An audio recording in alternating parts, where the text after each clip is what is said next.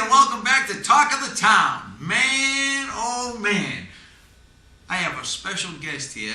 We have a great show today, but what I wanted to do, first of all, I wanted you to meet, most of you, I would say a lot of you already know this young man, but I want to introduce you. I want to have him on the show because I'm excited about a project he has going on. His name is Brandon Grimes. Brandon, welcome to the show.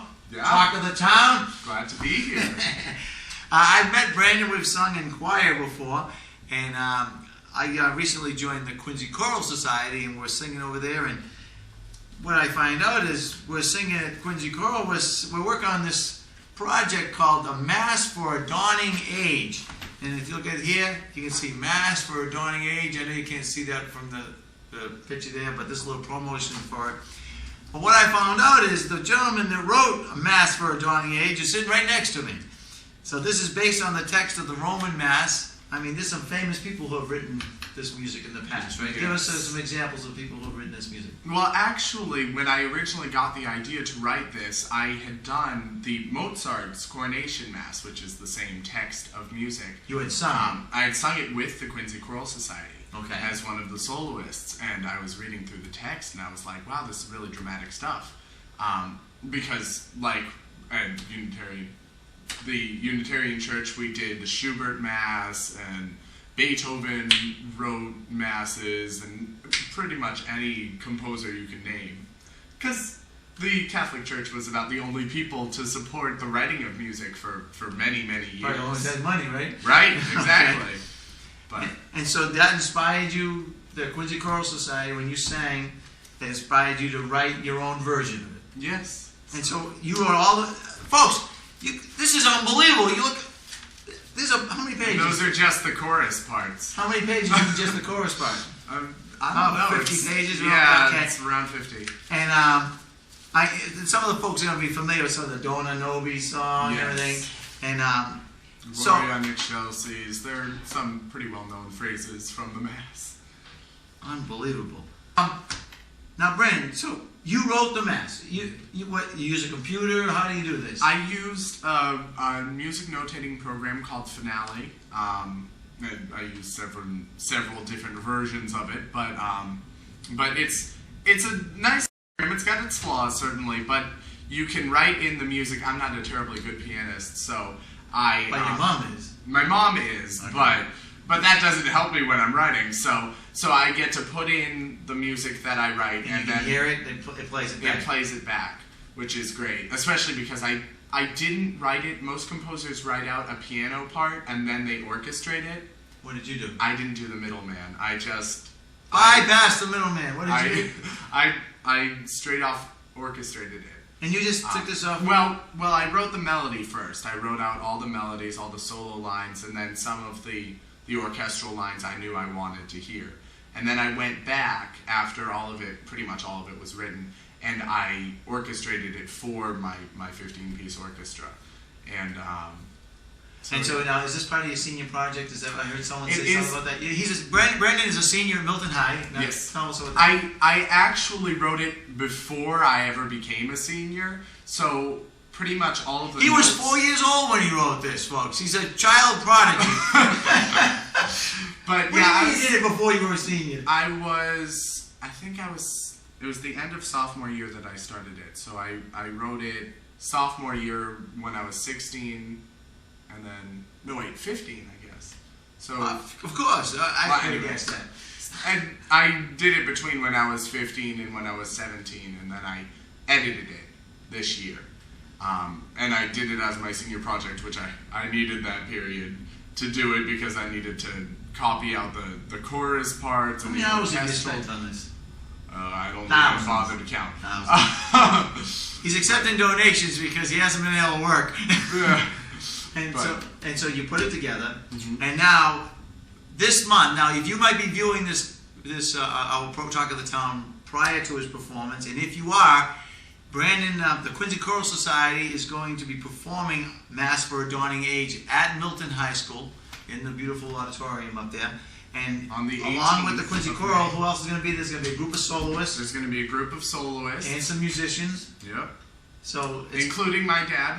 My father is the violist, and he's also contracting the other strings. And is your mom going to be there playing? My mom, I didn't write a piano part. I'm intimidated. Jenny, I'm sorry. I'm really sorry. Okay. I'm intimidated by writing for piano because it's the only instrument where you really, I mean, other instruments can play more than one note, but not really. You don't have more than one thing going on in a violin part. So I was a little bit intimidating by writing all those notes for piano. So I didn't do piano. Okay, it's okay, Mom. But my mom is going to be working as kind of the orchestra coordinator, I thought. Well, she works with the Quincy Choral Society, and she's been accompanying us as we've been learning this thing. And this has been dealing with this is an incredible piece. And folks, to hear it coming together, I mean, I haven't heard the whole thing yet. It's just the parts that we've done. It's just magnificent. So May 19th at the high school. May 18th at the high school. I apologize. May 18th. I'm glad you're here. Tell us. Okay, 7:30. And then if you do miss that performance, it's going to be performed again on that Sunday, which is the 20th at Sacred Heart Church in North Quincy. Tickets are $15. You can call 617-69. Oh, you don't even need to. You can buy it at the door for the Milton High School.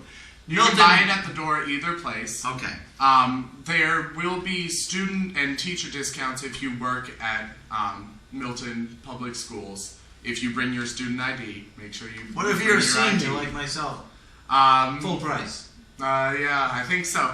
Actually, Mary Ann Sullivan, you better talk to these people about a discount for all your friends over the Council on Aging. But to have them bring their student IDs. Call us and you can get group rates. And this is the number they should call? Yes. 617-696-3941. All right, Brandon, you're going to do some solos in this, right? Yep. Can you sing with the basses when you're not doing solos? We could use some help. No, that's not true. We can handle it. And but why don't you give folks a taste of... Let's hear, Brandon. I'm going to get up and get to the camera. I want you to just belt out a couple of notes, and then we'll close out this segment. All right. Okay, Paul, I'll be right back. Okay, go ahead, Brandon. Give us something here.